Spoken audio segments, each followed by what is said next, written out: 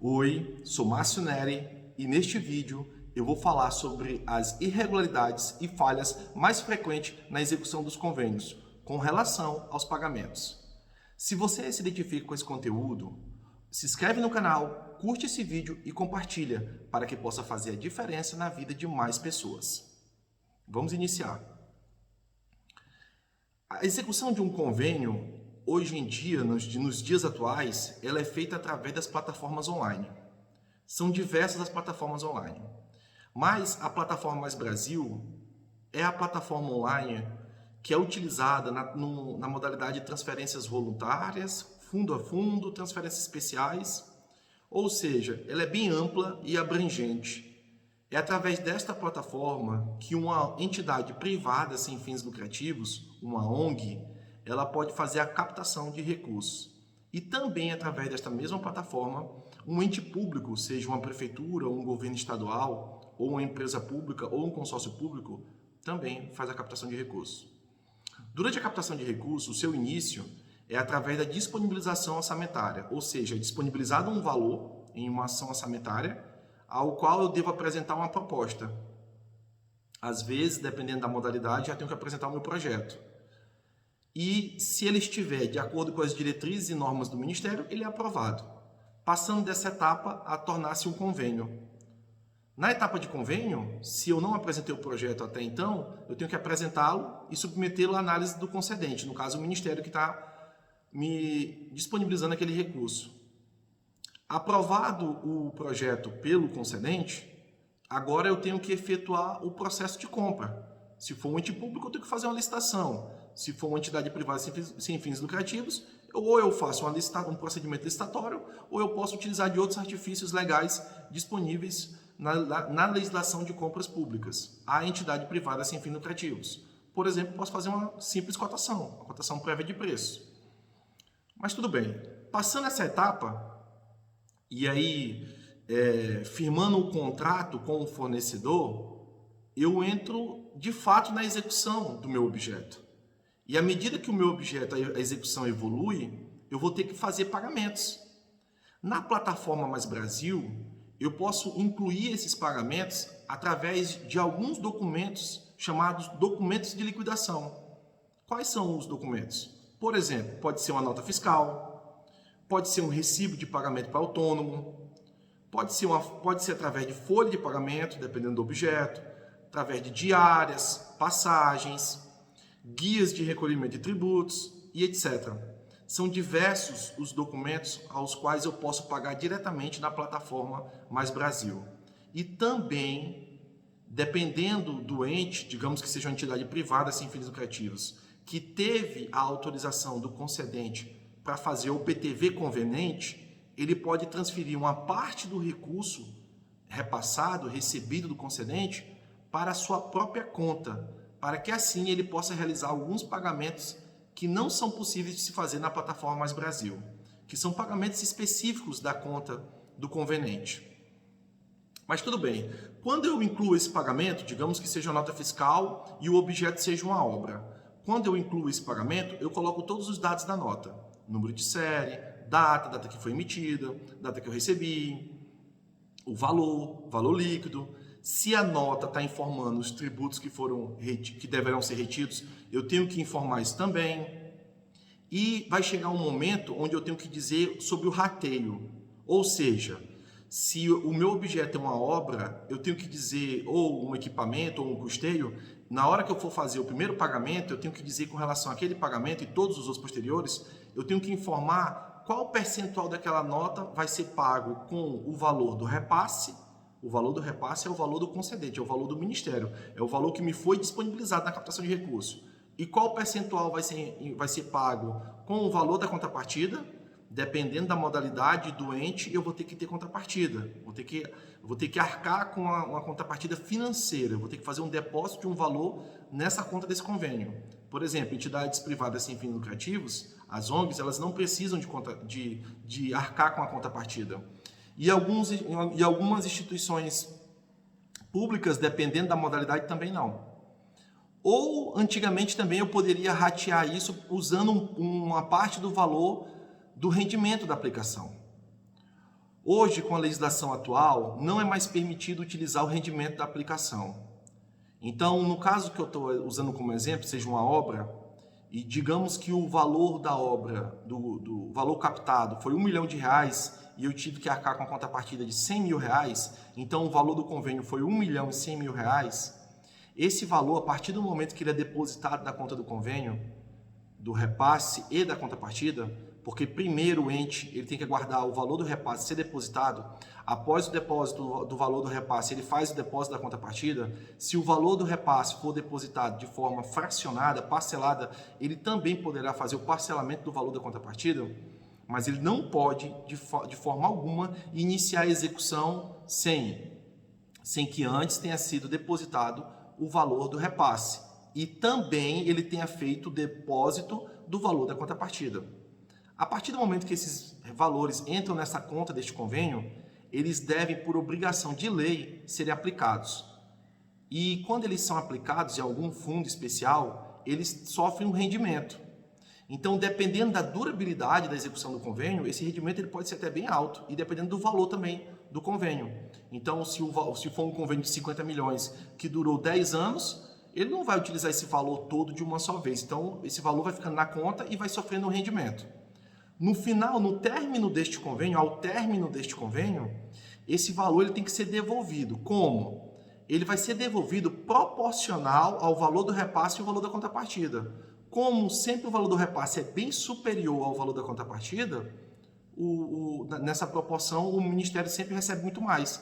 E esse valor ele é proporcional. Então, os rendimentos de aplicação, anteriormente, eles eram utilizados na execução dos convênios captados. Por exemplo, digamos que antigamente eu tenha feito uma captação de recurso para a construção de uma escola. E na hora de elaborar o projeto, eu não me atentei e esqueci de colocar a execução do muro. Durante a execução, eu percebi isso aí. A empresa executora me falou, no projeto eu não vi muro. Ou então o recurso não foi suficiente para colocar o muro. E aí, quase ao término da execução, houve um rendimento do recurso e esse rendimento me proporcionava que eu conseguisse concluir fazendo a construção do muro. Eu faria esse pedido ao Ministério de uma ampliação de meta. Eu faria um pedido de ajuste de plano de trabalho, para que eu pudesse incluir esse muro. Antes era possível, agora não é mais. Agora não se faz mais ampliação de meta. Agora o rendimento da conta ele tem que ser devolvido de forma proporcional, através de uma guia GRU e uma transferência ao BTV à conta do conveniente. Mas vamos lá. Fora isso, então na hora do rateio, na hora do pagamento, eu tenho que dizer o que é do valor do repasse e o que é do valor da contrapartida. Todo pagamento que eu vou ter que fazer, eu tenho que informar os dois? Não sou obrigado a isso. Então, quando o convênio ele é através de um contrato de repasse, ou seja, ele tem a Caixa Econômica como intermediário, a própria Caixa Econômica, na liberação desses pagamentos, no desbloqueio dos valores que eles ficam bloqueados, ela já informa no ofício dizendo qual o valor, qual é o percentual daquele pagamento correspondente ao repasse e qual é o percentual correspondente à contrapartida. Mas quando trata-se de um convênio, que é direto com o Ministério, eles não informam, não é feito dessa forma. Você faz o pedido de pagamento porque o recurso já entra desbloqueado na conta do convênio. E aí eu só preciso fazer a execução dele. O que eu tenho que ficar atento é o seguinte detalhe. A contrapartida, ela sempre vai ser gasta. Por isso que temos que ter muito critério e muito cuidado na hora de estipularmos a contrapartida. Por exemplo, no exemplo que eu dei, o valor do recurso era R$1 milhão do repasse. E eu ofertei uma contrapartida de 100 mil, R$1.100.000. E aí, digamos que no momento da execução do processo licitatório, a empresa que participou do processo licitatório, ela fez uma oferta de 900 mil para executar aquele objeto. Isso acontece muito. E aí sobrou 200 mil. O que faz com esses 200 mil que sobrou? Na verdade, esses 200 mil que sobraram aí, eles sobraram da parte do Ministério. A contrapartida ela vai ser sempre gasta. Então, os 100 mil continuam, e aí o Ministério vai fazer o depósito de 1 milhão, só que eu vou ter que devolver 200 mil desse 1 milhão. Ainda vou ter que devolver disso o rendimento proporcional e também se houver sobras a mais. Às vezes existem sobras a mais. Durante a execução vão acontecer alguns percalços, sobram alguns valores a mais. Então a contrapartida eu nunca vou conseguir reduzir ela. Por isso que é importante sempre se ater às regras de contrapartida. Mas vamos lá. Então, na hora do pagamento, eu informo que no primeiro pagamento foi feito utilizando apenas o valor do repasse. Então, eu utilizei só o valor do repasse, contrapartida zero. O segundo, o terceiro, o quarto, o quinto, o sexto. Eu só não posso esquecer que se o último pagamento, o valor que sobrou para ele for inferior ao valor total da contrapartida, no penúltimo eu tenho que informar uma parte de contrapartida. Porque eu não posso deixar de fazer a informação do rateio da contrapartida 100% ter sido paga. Entenderam? Então, continuando, após o rateio, eu já falei que não tem como ser utilizado o rendimento de aplicação e também eu não posso fazer a reprogramação para recursos captados com um valor até R$1.500.000. O que é reprogramação? Por isso que é importante, quando você sabe essas regras, torna-se importante frisarmos, entendermos isso no momento da captação, para não cometermos erros básicos. Antigamente, assim como você poderia utilizar o rendimento de aplicação, você também poderia fazer, à medida que a execução fosse evoluindo, algumas alterações no projeto. E isso chamava-se de reprogramação. Por exemplo, digamos que eu captei um recurso de R$1 milhão para pavimentação de vias urbanas. O objeto é pavimentação de vias urbanas. E uma das etapas, eu selecionei para esse objeto, e a contrapartida é R$100.000. E eu selecionei para este objeto 3 vias no centro da cidade, 3 ruas. O processo de captação ele é um processo demorado, ele não é rápido. Geralmente, na melhor das hipóteses, ele ocorre de 6 meses a 12 meses. Na verdade, ele tem que acontecer até a assinatura do termo de convênio dentro do ano vigente. Só que o processo de captação, para ele ser finalizado, ele tem que entrar na etapa de execução e na etapa de prestação de contas. Todo esse processo, essa ação, ela demora em torno de 2 a 3 anos para ser finalizada com a prestação de contas. Então, eu iniciei com a proposta. E no meu projeto original, na minha cabeça ali, eu estava pensando de 3 ruas no centro da cidade. A rua A, a rua B e a rua C. Durante a evolução da minha captação, eu fui passando por todas as fases. Aprovei a proposta, assinei o convênio, apresentei o projeto e o objeto é pavimentação de vias urbanas. Etapa 1, pavimentação da rua A. Etapa 2, pavimentação da rua B. E etapa 3, pavimentação da rua C. Aí aprovei o projeto, licitei e fui dar início. Aguardei o desembolso do recurso, porque após a licitação sendo aprovada, eu tenho que aguardar o desembolso do recurso. E aí eu dei início, após o desembolso do recurso, fiz o pagamento da contrapartida e eu dei início à obra. Quando eu fui iniciar a obra, foi verificado que a rua C já estava pavimentada. Por quê? Porque por uma casualidade, por exemplo, o governo do estado resolveu pavimentar algumas ruas no meu município. Isso acontece muito em vários... Isso é a realidade de muitos estados brasileiros, de muitos municípios. O governo do estado, por exemplo, resolveu pavimentar uma rua. Ou então, o meu setor de convênios não tinha como instrumento relatórios para que possa fazer a verificação e o confrontamento dos dados. Ele não percebeu que para a mesma rua houve uma duplicidade de convênios. Foram pedidos 2 convênios para a mesma rua, para execução na mesma rua. E aquela rua já estava pavimentada. Antigamente, isso aí eu poderia fazer uma mudança, mudando a rua, e essa mudança eu iria fazer ela através de uma modalidade chamada reprogramação. Então eu ia fazer um pedido ao Ministério, informando que a rua já tinha sido pavimentada e que eu pudesse alterar esta rua. Agora eu não posso fazer mais isso. As reprogramações, elas são aceitas apenas para atualização de valores, porque a legislação exige que após 1 ano, todo o convênio, após 1 ano, ele pode ser atualizado o valor do convênio.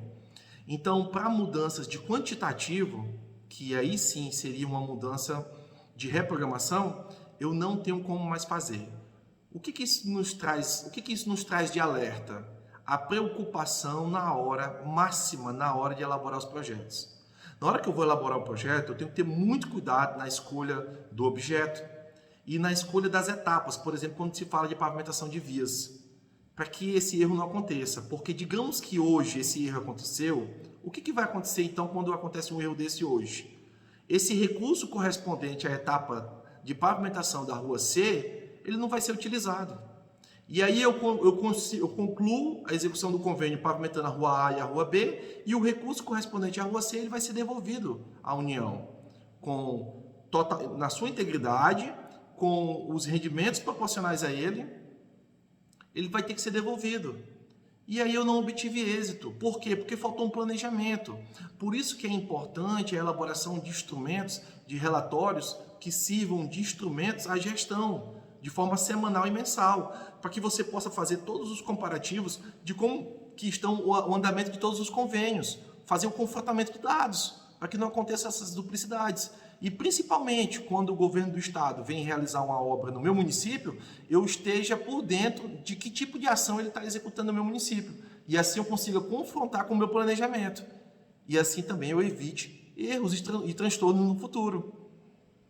Então, como eu já falei, rendimento de aplicação não se utiliza e a reprogramação de obras até R$ 1.500.000, que são obras nível 1 e nível 1A, da portaria 424 e a portaria 558 também, ela fala sobre isso, ela complementa, eu não posso reprogramar. Ou seja, se a captação do recurso foi para uma obra num valor acima de R$ 1.500.000, aí eu consigo reprogramar.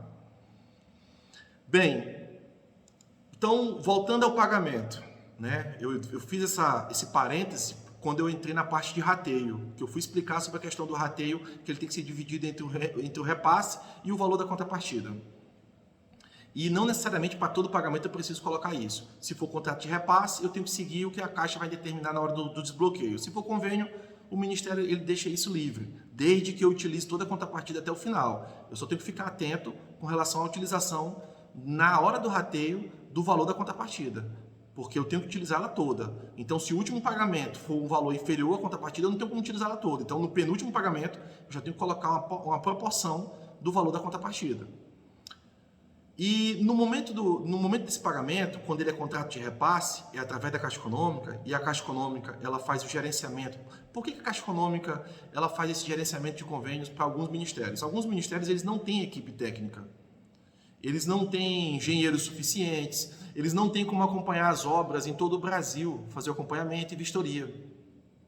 E aí eles fizeram esse contrato através da Caixa, que a Caixa é esse braço deles.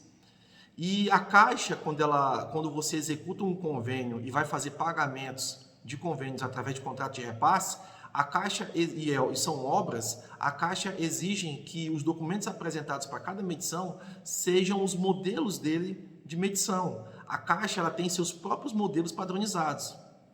Então, aquele boletim de medição, quem é da engenharia sabe fazer, o engenheiro, seja fiscal ou executor, ele sabe fazer uma planilha de medição, onde na primeira medição eu apresento quais são os serviços que eu estou ali pagando, que foram executados e qual é o percentual por cada serviço daquele. Na Caixa isso não serve. Para a Caixa eu tenho que apresentar os documentos modelo padrão Caixa, que são diferentes. Aí surge um pequeno problema. Por quê?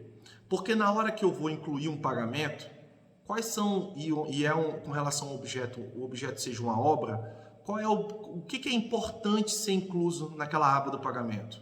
A nota fiscal, ou seja, o documento de liquidação. Nesse caso, se for uma obra de engenharia que eu estou falando, esse exemplo é uma nota fiscal. Junto com essa nota fiscal tem que estar o que ali? A guia de recolhimento de tributos, porque todo pagamento a obras tem que ter um recolhimento de tributos. Eu tenho que verificar quais são os tributos que eu vou recolher, se são tributos federais, estaduais ou municipais. E isso geralmente é feito pelo setor de tributos do ente público, e quando é uma entidade privada sem fins lucrativos, deve ter algum setor financeiro, alguém que é responsável por isso, a contabilidade. Então eu anexo lá a nota, a guia de recolhimento dos tributos, e também eu tenho que anexar ali o boletim de medição, a planilha de medição. Só que quando a maioria dos convênios, e eu já fiz para mais de 1.000 relatórios esse ano, o que eu percebi é que na maioria dos convênios, quando são contratos de repasse, os entes eles não anexam o boletim de medição. eles anexam em outra aba, na aba do plano de trabalho anexos e da execução, os documentos padrão caixa de medição, as planilhas da caixa padronizada para pagamento das medições, que não são as planilhas de medições comuns da engenharia. E aí o que acontece? Digamos que este convênio, por alguma infelicidade, ele entre na tomada de conta especial. E olha que isso pode acontecer, e isso acontece muito. Quando ele entra na tomada de conta especial, quem vai fazer a análise daquele convênio não é a Caixa, é o Tribunal de Contas da União. Algum analista do Tribunal de Contas da União, porque o recurso é federal, vai fazer aquela análise. Quando ele faz a análise, ele vai verificar os documentos que estão anexados na plataforma. Por isso que é importante você anexar tudo, não esquecer de nada. É melhor você pecar pelo exagero do que pela falta. E aí, neste caso, digamos que na hora da análise, e eu já participei de algumas análises do Tribunal de Contas da União, de alguns convênios que entraram em tomada de contas especial, eles pedem toda a documentação que eles não acham lá na plataforma. E aí, durante a execução desse contrato de repasse, a pessoa, o técnico que estava operacionalizando o sistema, um outro grande erro comum que acontece muito, os entes públicos eles fazem licitação de consultorias e assessorias para que possam fazer o gerenciamento, o acompanhamento, o monitoramento e a alimentação das plataformas. Acontece que a maior parte dessas pessoas, eles fizeram cursos de como se operacionaliza a plataforma. Ou seja, eu sei mexer na plataforma, eu sei mexer em todas as abas, eu sei o que cada aba faz, eu sei como anexar arquivos, eu sei como faz tudo isso. Eu sei como criar usuários, perfis, eu sei fazer tudo isso. Mas eu não sei analisar o documento que eu estou anexando. Por exemplo, no momento desse pagamento, a pessoa que fez o curso da plataforma, ele não sabe se o documento que ele está anexando está correto ou está errado. Ele não sabe, por exemplo, que uma nota fiscal, o que tem que ter na nota fiscal, qual é o texto dela, com relação àquele convênio. Ele não sabe se a planilha que ele anexou de medição é a planilha correta, se ela está certa. Ele não sabe fazer essa análise, porque ele sabe apenas fazer a operacionalização dos sistemas. Ele apenas fez um curso da Plataforma Mais Brasil, um curso do Sismob, um curso do CIMEC, um curso do SIG-TV, um curso do Cigob, um curso de várias plataformas que existem, são quase 100. Ele sabe operacionalizar, mas ele não sabe entender o que ele está fazendo ali. Ele não sabe, por exemplo, verificar se o documento que ele está anexando, o documento está correto. E aí, quando eu vou anexar um pagamento desse e eu esqueço de colocar a planilha de medição e coloco apenas os documentos padrão modelo Caixa, que é o que a Caixa exige, mas a portaria 424, o que ela diz? A portaria 424 diz, entre tantos documentos, que é fundamental que estejam lá as ARTs de execução e fiscalização, os boletins de medição e o relatório de fiscalização referente a cada medição. As planilhas modelo padrão Caixa, elas são um relatório de fiscalização, porque elas foram feitas pelos fiscais do contrato. Na verdade, nós temos, nesse parâmetro de execução de convênio, nós temos ali dois fiscais, né? O engenheiro da prefeitura, que é fiscal, porque quem está executando foi a empresa que participou da licitação, que foi contratada, e o fiscal da Caixa, que também está fiscalizando um recurso por intermédio de contrato de repasse que a Caixa está representando o Ministério, o concedente. Então, veja só, quando você anexa apenas a planilha padrão Caixa, esquece a planilha de medição, e essa planilha de medição, o que é a planilha de medição? É a planilha que foi licitada e contratada, informando a cada pagamento, cada serviço que está sendo pago ali, o percentual de execução de cada um deles e o valor.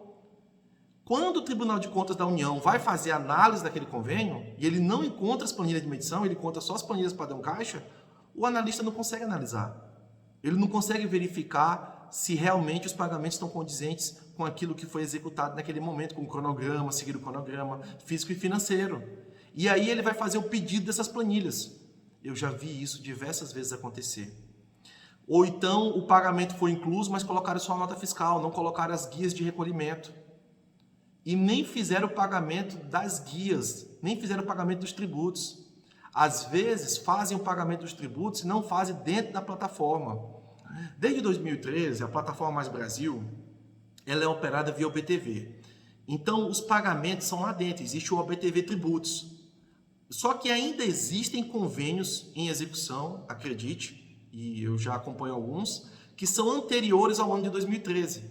E esses convênios que são anteriores ao ano de 2013, todos os pagamentos são feitos ainda no Internet Bank, no gerenciador financeiro do banco, como os pagamentos eram feitos antigamente.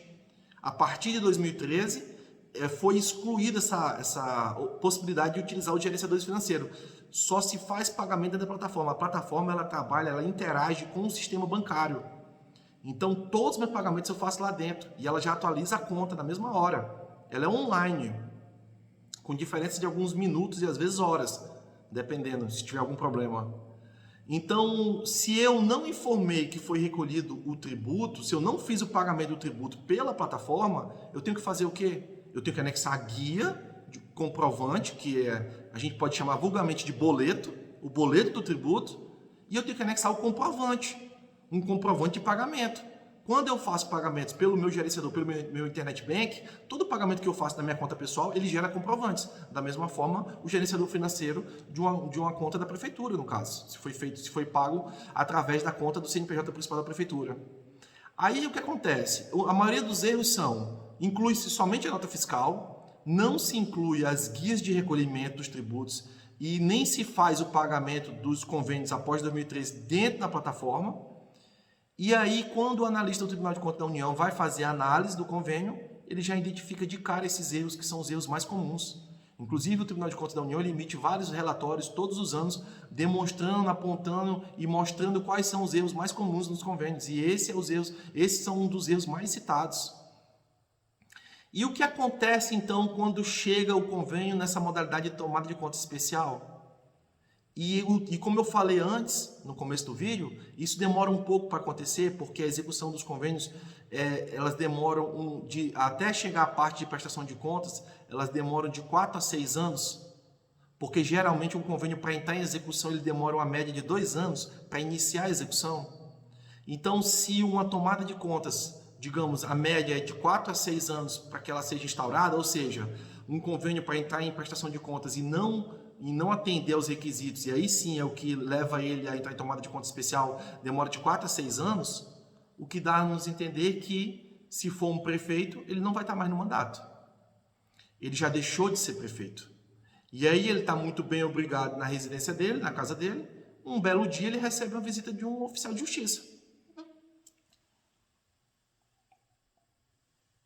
Um oficial de justiça com uma intimação, pedindo que ele compareça no Tribunal de Contas da União, levando consigo alguns dados, algumas informações, como, por exemplo, essas guias dos recolhimentos dos tributos, esses comprovantes que os tributos foram pagos, essas planilhas de medição. Será que daqui a 4 ou 6 anos ele vai ter todos esses documentos arquivados, num CD, num HD? Veja a importância que é você ter uma assessoria, uma consultoria especializada, emitindo relatórios semanais e mensais, demonstrando como que esses pagamentos estão sendo feitos e realizados. É a proteção do CPF do dirigente, seja o prefeito, o governador, seja o presidente da ONG, o dirigente máximo da entidade privada sem fins lucrativos. Por quê? Porque neste momento aí, não é o rapaz que foi contratado para alimentar os sistemas que vai comparecer ao Tribunal de Contas da União, não. Não é o secretário, não é o engenheiro, é o dirigente representante legal. E não é ele que faz os pagamentos. Muitas das vezes os pagamentos são feitos com o perfil do prefeito, do vice-prefeito, com o perfil do governador. Muitas das vezes o CPF deles são utilizados para que seja feita toda a gestão dos convênios, está tudo errado. A plataforma Mais Brasil, quando ela foi criada, lá no final de 2007, entrou em ativação meados de 2008, mas de fato em 2009, todas as palestras, os cursos lá do início, inclusive manuais, diziam que ela tinha que ser operacionalizada por no mínimo 4 usuários. Ela tem que ter o dirigente máximo, que é o cara que vai cadastrar todo mundo. Ela tem que ter alguém com perfil de cadastrador para inserir todas as informações.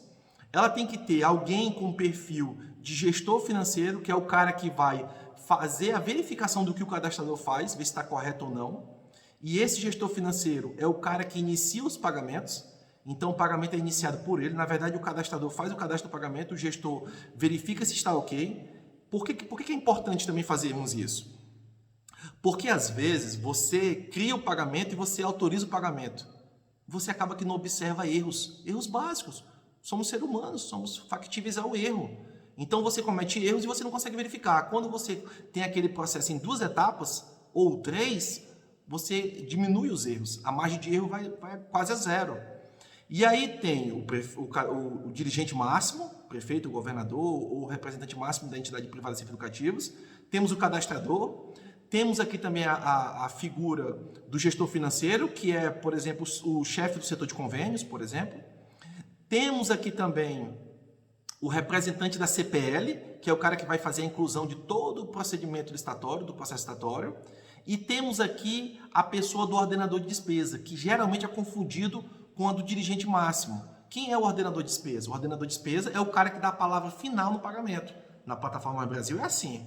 Inicia-se o pagamento com o gerenciador, com o gestor financeiro, que aprova, e aí o ordenador de despesa tem que ir lá e aprovar o que o gestor financeiro fez. Se o ordenador de despesa verificar que teve algum erro, ele devolve para o gestor financeiro, para que seja corrigido. Então, o ordenador de despesa ele é cadastrado tanto na plataforma, como também ele tem que ser cadastrado no banco. Então, dependendo do banco, se é Caixa Econômica, Banco do Brasil ou outro banco que vai gerenciar a conta desse convênio, tem que ser enviada toda a documentação dessa pessoa ao banco. Qual é a documentação? O RG, CPF, a portaria de nomeação, o decreto, mostrando que aquela pessoa representa de fato aquele ente.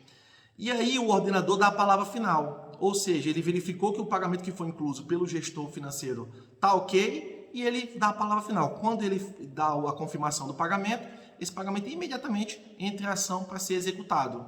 Na plataforma Mais Brasil, essa ação acontece numa mudança de um dia para o outro. Então, no dia seguinte, na manhã do dia seguinte, a plataforma já aparece atualizada com o pagamento efetuado.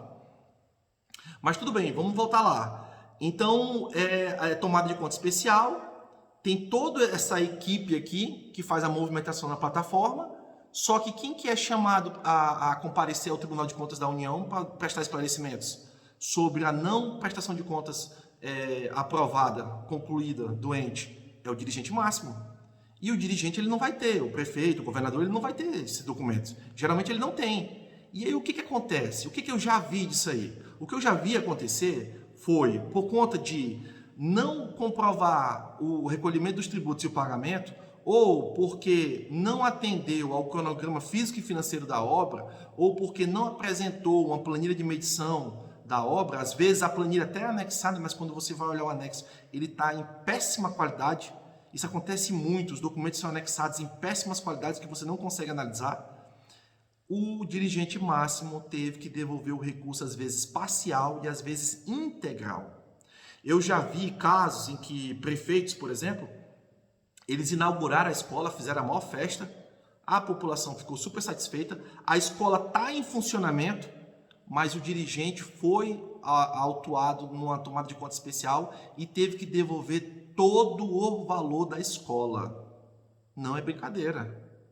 Só que durante o cargo, no momento do exercício, o prefeito ele não está muito preocupado com isso, o governador não está preocupado com isso, o dirigente máximo ele não está preocupado com isso durante o exercício, porque ele tem outras preocupações. Veja a falta que faz uma assessoria, uma consultoria, emitindo relatórios semanais e mensais para fazer todo o acompanhamento disso. Aí você pode perguntar, mas Márcio, já não tem os funcionários públicos que fazem isso? E os funcionários públicos, a grande maioria, são sobrecarregados. Os caras têm que fazer do alfinete ao foguete, fazer de tudo. Os caras não têm tempo de se capacitar, de fazer um treinamento, uma atualização. Não dá conta. A maioria dos entes nem tem corpo técnico suficiente para isso, pessoas especializadas, que entendem de todas essas regras de convênio, como eu te falei. Alguém para saber operacionalizar uma plataforma, que fez um curso da Plataforma Mais Brasil, fez um curso SISMOB, do CIMEC, qualquer pessoa pode fazer, um adolescente pode fazer a operacionalização da plataforma. O difícil é entender o que cada passo daquilo ali significa. O difícil é entender e saber se o documento que ele está anexando ali está correto. Aí é quando você entende de legislação de convênios, de execução de obras, repasses de transferência voluntária, fundo a fundo, especial e etc.